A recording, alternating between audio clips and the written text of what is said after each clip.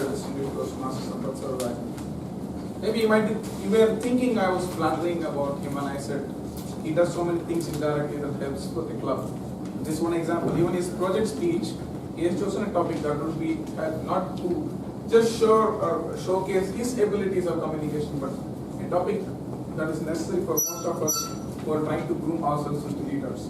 I hope we really made useful notes out of his speech, and you will follow the advice given by him throughout his speech. The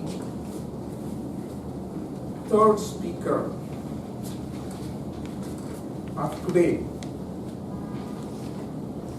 is synonymous with the theme of the day, at least for me. I always consider this speaker as a copy and paste version of me in my younger days. Toastmaster Janani Suri, one of the very active Toastmasters of my league, who was brought in many laurels to this club by participating in contests and going up to appreciable levels of finals and even winning prizes at the finals, is one of the assets of this club. And as expected, the moment I talked with her about the themes, she categorically denied that I don't believe in this concept at all. I don't believe life is a concept of copy and paste. It's me and me alone who decide how my life shall be, and not by borrowing from somebody else. Is that correct, Janani?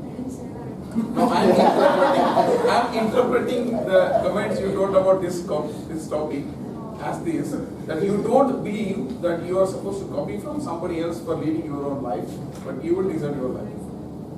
That's what you said over phone.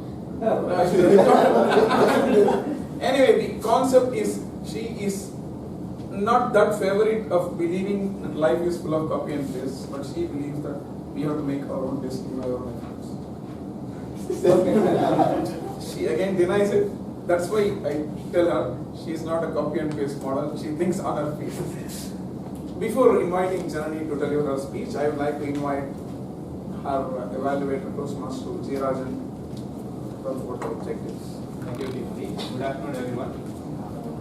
Toastmaster Janani is attempting project 1, conversing with ease for the advanced communication series.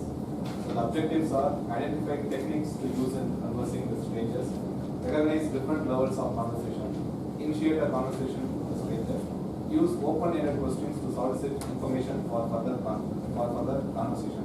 Timing is 10 to 14 minutes. Over to you. Thank you. Toastmaster Janani, at least let me know what you told me now. I told you that I believe it is about copying but not pasting. Like, you can take inspiration from anything, but you have to put your own spin on it. I think this is what I said in my own way. Toastmaster Janani, I'm a weirdo who would like to know you. I'm a weirdo who would like to know you, Toastmaster Janani. We're sorry for mispronunciation, maybe you can correct me. Good afternoon, everyone. Good afternoon. So today, the project I'll be presenting is about conversing with ease, particularly with strangers. So first, I'd like to discuss a few techniques of what makes a good conversation exactly. So I am not exactly a very open person. I find it quite difficult to talk to strangers in general. But I believe that there's a lot of easy ways in which you can talk to them. First, you have to at least be bold enough to take a step and go forward and talk to them. That would be half the battle won if you just had the courage to just step forward and initiate the first one. Like, even put out a hand or give a smile and say, "Hi, I'm such and such, how are you?" and ask them about themselves. I believe that can be the beginning of a great conversation. Another thing you could do is just keep yourself open to any signals the other person is giving off. If non-verbal communication is a huge part of the conversation. So if I see a person smiling at me, I'm going to assume that they're looking favorable to the conversation, and I can proceed accordingly. If I feel like I've crossed the line, I can check from their face. If they look upset with me, I should know not to pursue that line of conversation. So reading their mood is also a really good thing to do. And you should find a topic that you both could agree on. That would make an excellent conversation. Although differing opinions make for a wonderful argument as well. If you want to go in a genial direction, find a topic you both could agree on. So according to my project, there are 4 levels of conversations. The first one is making small talk, such as I meet somebody and we talk generally about certain things. The second level would be asking about their hobbies and occupation, getting to know them a little, testing the waters of who they are as a person. The third would be talk to them about their viewpoints and opinions of various things. And the fourth would be start sharing a bit of personal issues with them. That would be where our real connection comes in. So for this, my partner is Toastmaster Divya, and the scenario we'll be doing is this. I am a first year college student. This is why my hair is so messy. That's how I wore it in college first year. So I'm a first year college student. I get into a crowded bus and I don't get a seat. I'll be standing for the duration of the conversation. Toastmaster Divya will be sitting next to me and we'll be having the conversation. So I'd like to call my partner Toastmaster Divya on stage.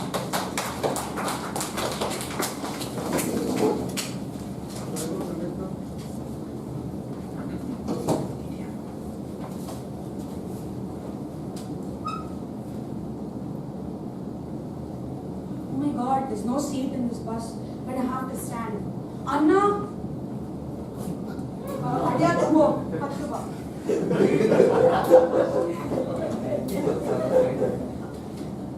can't believe this. I literally had no. There's no seat in this bus at all. I walked around. I looked around. There's no seat at all. I can't believe I have to stand. My friend said I should take the afternoon bus, but she there's no seats here. Why was she saying something like that? I don't even understand. I think your friend's stupid. She must be oblivious to the fact that at this point of time and in this route, it is heavily crowded. Yeah, fortunately it is a she because I go to a girls' college very sad. So, how am I going to be able to stand for this entire duration? What do you think I can do here? Well, you just have to stand because you can't stop it now. Can't.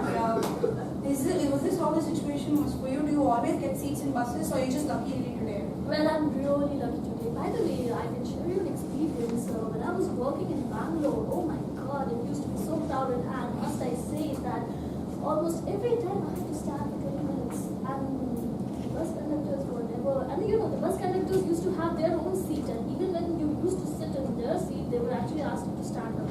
Very rude people. It's been really hard. By the way, hi, my name is Janani. Hey, it's so nice to meet you. Same here. As I told you, was a first year student of journalism. I studied MOP Vaishnav College in and that's where I got Journalism? Yeah. Hey, What are you great. doing?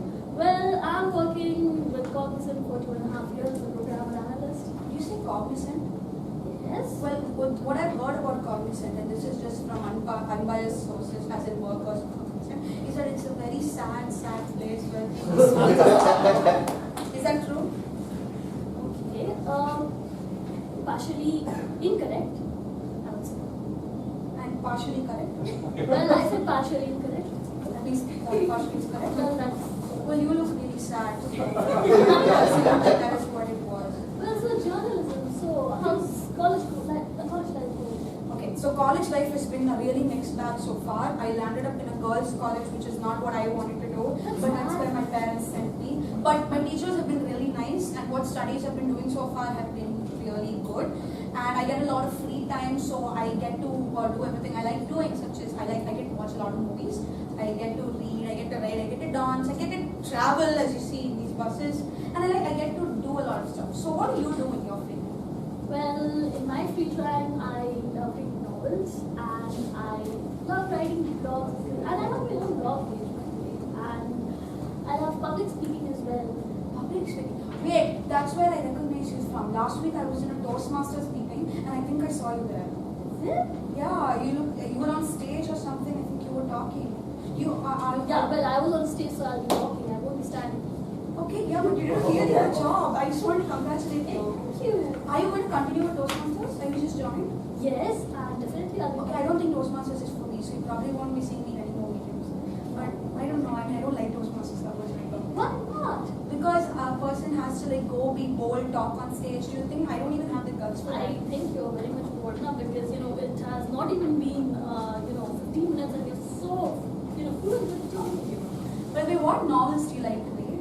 Well, I like mostly I'm reading novels from my younger age. So I started with Enid Blyton. And God, Enid Blyton is my favorite author. I knew there was anything to say. Which is your favorite Enid Blyton book?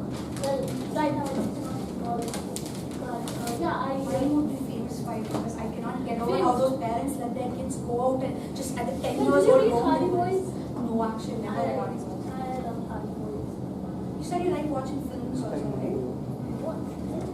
Oh wait, I said I like watching films. Sorry, but do you like watching films? No, I would say that I'm not a movie buff. By the way, have you heard about this recent movie, Race 3? Oh wait, is that the one where they say in the trailer, our business is our business and it's none of your business?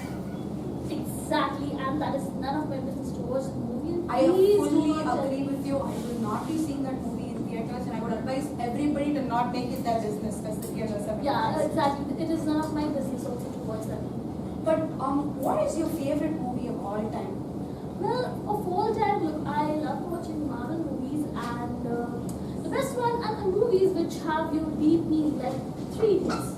So I really love that movie because it talks about follow your passion, do what you like to do. So it gives a really meaningful message. Yes. I actually love Marvel too. I was agreeing with you on that. My favorite movie happens to be Thor Ragnarok.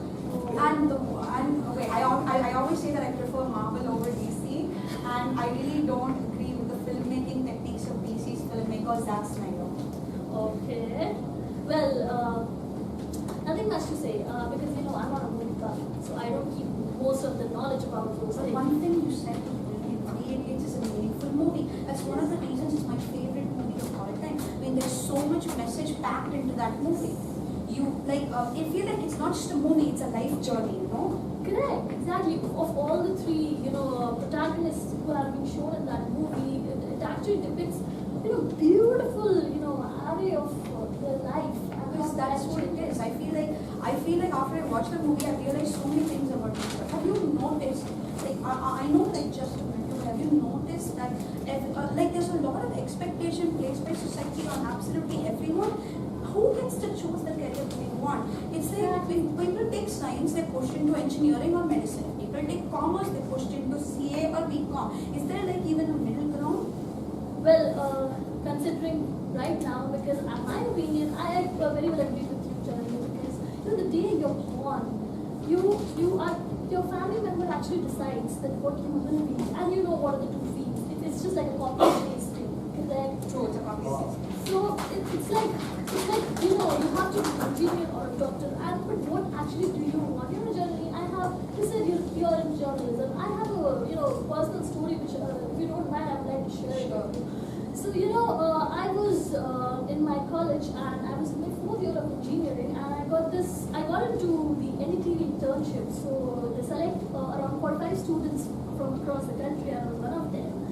And I was denied by my family members because, again, that attitude that you are an engineer, you have to study engineering, you should go for some engineer job. So I was having an offer letter from IBM and also an internship offer letter from NTT, and I had to decline the second one. I can't believe even an internship they won't even let you try it out.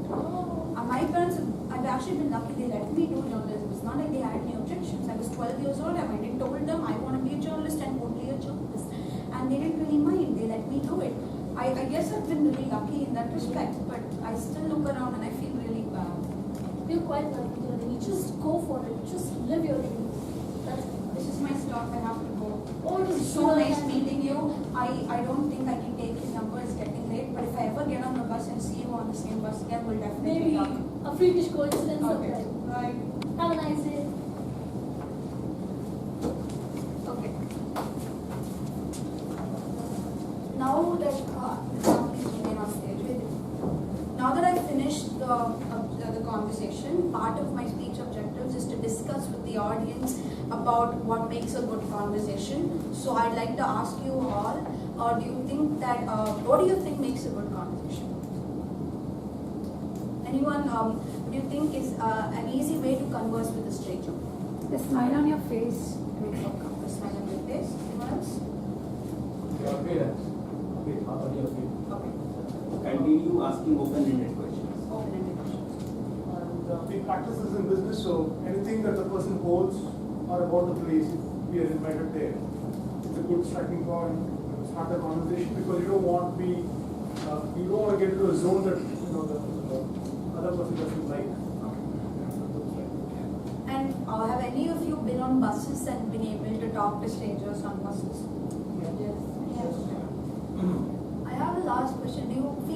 sometimes easier to talk to strangers than to talk to your own friends. Okay, I fully agree. Okay, thank you all so much.